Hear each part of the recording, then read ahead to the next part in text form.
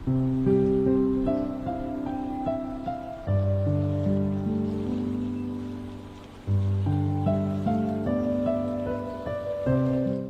assalamualaikum warahmatullahi wabarakatuh. Waalaikumsalam.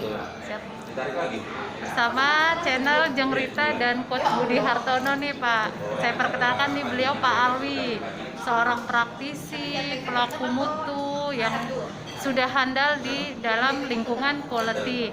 Nah, setelah beliau purna bakti, kegiatannya banyak sekali. Nah, beliau akan sharing nih dengan kita untuk berbagi kegiatan beliau setelah purna bakti. Ya Pak ya. Kira-kira apa nih Pak kegiatannya nih Pak?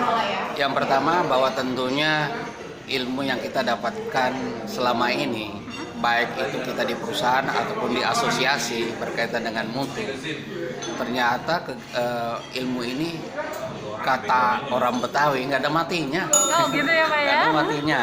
Artinya gini, setelah saya purna bakti kemarin tetap menjadi konsultan, baik konsultan yang sifatnya langsung melakukan bimbingan ke perusahaan-perusahaan. Salah satu contohnya kemarin begitu selesai di AHM, saya langsung menangani satu perusahaan kurang lebih 8 bulan untuk bagaimana caranya perusahaan itu produktivitasnya meningkat. Dan alhamdulillah hasilnya ya luar biasa sekali. Luar biasa sekali. Mungkin banyak sekali lembaga-lembaga atau konsultan-konsultan yang berkaitan dengan produktivitas, tapi apa yang kita lakukan ilmunya itu dari improve yang kita sama-sama istilahnya geluti selama ini, terutama di Temu Karya Mutu dan Produktivitas dalam hal ini, Temu Karya Mutu dan Produktivitas. Lantas pekerjaan apa lagi? Nah, saya coba mengimplementasikan ilmu ini dalam mengelola sekolah. Artinya gini, bagaimana kita mengelola sekolah itu seperti halnya dengan mengelola suatu perusahaan. Nah, itu. Jadi insya Allah besok ada rencana 2 sekolah, saya akan masuk karena itu. Jadi sistem pengelolaan SMK berbasis total quality management. Keren kan ya? Keren gitu. Jadi setiap kegiatan yang dilakukan di dalam stakeholder yang ada di dalam organisasi dalam hal ini, itu semua harus jelas tujuannya. Salah satu contohnya begini, misalnya ada guru matematika, belajar matematika sebenarnya kepentingannya apa? Nah, kita kembali bahwa anak-anak masuk SMK kan tujuannya mau kerja katanya kan begitu. Nah, biasanya perusahaan menetapkan suatu persyaratan. Misalnya salah satunya matematikanya harus dapat 6,5 per semesternya. Jadi guru matematika tadi itu membuat rencana kegiatan, rencana activity plan. Bagaimana setiap murid mendapatkan nilai minimal 6,5 per semesternya. Jadi betul-betul bisa istilahnya dibuat seperti mengelola kegiatan quality management. Kegiatan quality management yang ada di perusahaan. Sama juga misalnya pada saat persyaratan untuk mencari calon tenaga kerja minimal tinggi badan 163, maka dikaitkan lagi guru olahraga. Misalnya gitu.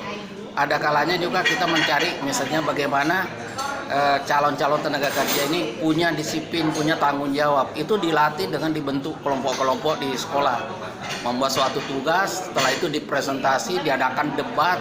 Nah, hal itu seperti juga yang kita lakukan di Temu Karya Mutu dan Produktivitas. Nah, itu cara mengaplikasikan seperti itu. Kurang lebihnya kayak gitu.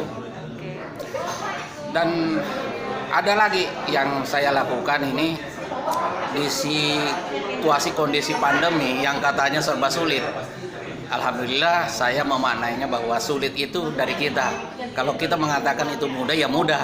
Kalau kita mengatakan sulit ya sulit. Jangan pernah jadikan situasi kondisi keadaan itu jadi masalah. Tapi kitalah yang menyikapi terhadap kondisi keadaan itu. Cari solusi ya Pak ya? Harus ada solusi. Salah satu contohnya di bulan Oktober kemarin saya membuka suatu usaha yang berbeda dengan backgroundnya saya, tetapi kita bisa berkolaborasi dengan teman-teman yang punya kemampuan atau kompetensi. Nah, kemarin saya misalnya buka suatu usaha kesehatan namanya Pobita, psikoholistik bekam, terus timung sama acupressure. Jadi kita jadikan satu namanya Pobita.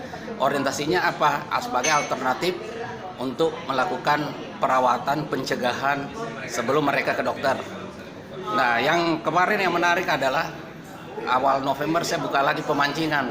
Nah, pemancingan ini juga berbeda dengan ilmu yang ada, tapi cara berpikirnya kita dapatkan dari kita belajar improvement, yaitu PDCA, kira-kira gitu. seperti itu.